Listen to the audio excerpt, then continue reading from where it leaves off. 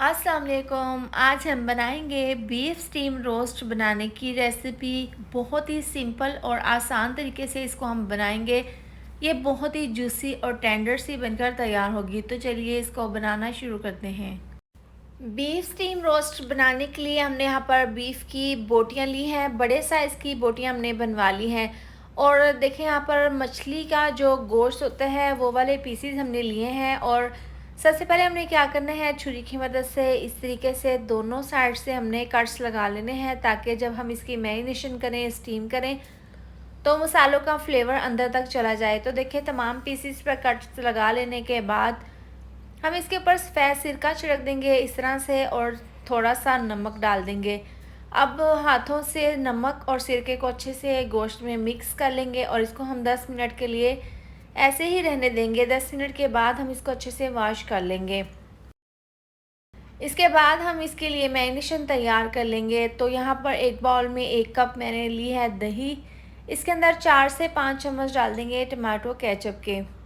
1 चम्मच डाल देंगे लाल मिर्चों का पाउडर। 1 चम्मच टेस्ट के हिसाब से नमक डाल देंगे। इसके साथ ही तकरीबन 1.5 चम्मच डाल देंगे कुटी हुई लाल मिर्च अच्छे से फ्लेवर के लिए, और 2 चम्मच डाल देंगे धनिया पाउडर। आधी चम्मच डाल देंगे पिसा हुआ गरम मसाला। आधी चम्मच डाल देंगे हल्दी पाउडर। ये तमाम मसाले डालने के बाद 2 से 3 लेमन का रस इसके अंदर निचोड़ देंगे। इससे बहुत ही अच्छा सा फ्लेवर आएगा। ये तमाम मसाले डालने के बाद अब दही में हमने इसको अच्छे से मिक्स कर देना है। यहाँ पर आपने ये मिक्सचर पतला नहीं रखना, इस तरह का गाढ़ा सा ये मिक्सचर तैयार कर लेना है। तो ज़बरदस्त सा हमारा ये मिक्सचर तैयार है। इसके बाद हमने देखें यहाँ पर बीफ को सिरका नमक लगा कर जो रखा था उसको अच्छे से वॉश कर लिया था। अब ये मिक्सचर इसके ऊपर लगा देंगे। इस तरह से लगाने के बाद दोनों साइड से हमने कट्स के अंदर ऊपर नीचे तमाम ये मिक्सचर अच्छे से इस तरीके से हाथों से लगा देना है। बीफ के तमाम पीसीस पर हमने ये मिक्सचर अच्छे से लगा दिया है। और देखें ऊपर नीचे कट्स पे भी अच्छे से हमने ये मिक्सचर लगा दिया है। अब हम इसको 4 घंटे के लिए रेस्ट के लिए रख देंगे।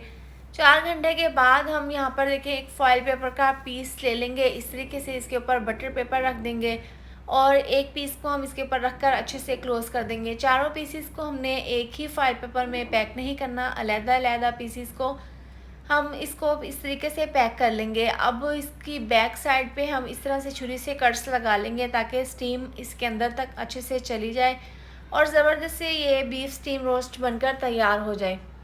इसके बाद प्रेशर कुकर में खड़े मसाले डाल देंगे। 2 बड़ी इलायची, 1 बादियान का फूल, 4 से 5 लौंग, 1 दालचीनी का टुकड़ा, 4 से 5 गिलास डाल देंगे पानी। इसके अंदर स्टीमर रख देंगे और जो हमने बीफ को फॉयल पेपर में पैक किया था पीसीस को, ये हम इसके ऊपर इस तरीके से रख देंगे। प्रेशर कुकर का ढक्कन बंद कर देंगे। पहले हमने प्रेशर कुकर को हाई फ्लेम पर तकरीबन 20 मिनट के लिए पका लेना है। जब इसकी सीटी बजना शुरू हो जाएगी, 15 मिनट इसकी विसल को हमने बजाना है। उसके बाद हमने नीचे से आंच स्लो कर देनी है और इसको हमने पूरे 2.5 से 3 घंटे के लिए स्टीम कर लेना है।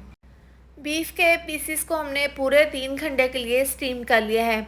अगर आप इसको पतीले में बनाएं तो आपने इसको 5 घंटे के लिए स्टीम कर लेना है।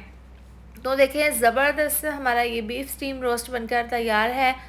अब ये बहुत ज़्यादा गर्म है, इसको हम अलहदा डिश में निकाल कर इस तरीके से सर्व कर लेंगे। तो यहाँ पर मैं आपको तोड़कर दिखा देती हूँ। बहुत ही जूसी, बहुत ही टेंडर सा ये बीफ स्टीम रोस्ट बनकर तैयार हुआ है। बहुत ही आसान सी ये रेसिपी है, आप इसको ईद पर ज़रूर ट्राई करें। वीडियो अच्छी लगे तो लाइक और शेयर कर दें। चैनल पर न्यू है तो चैनल को सब्सक्राइब भी ज़रूर कर दें। मिलते हैं नेक्स्ट वीडियो में। अपना बहुत सारा ख्याल रखें। अल्लाह हाफिज़।